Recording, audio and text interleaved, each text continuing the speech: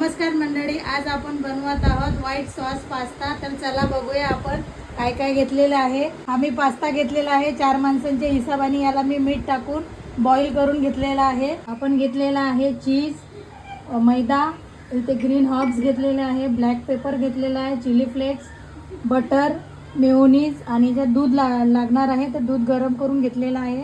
यात आपण भाज्या घेतलेल्या आहेत। यात शिमला मिरची आहे, मक्याचे दाणे आहेत आणि गाजर आहे।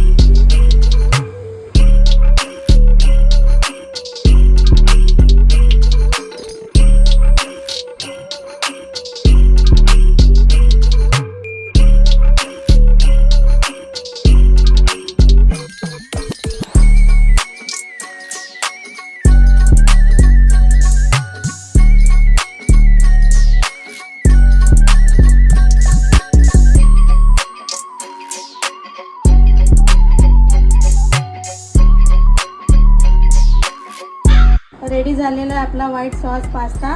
तुम्हाला आवडला असेल तर घरी नक्की ट्राय करा आणि माझ्या चॅनलला जरूर लाईक, शेअर आणि सबस्क्राईब करायला विसरू नका। धन्यवाद।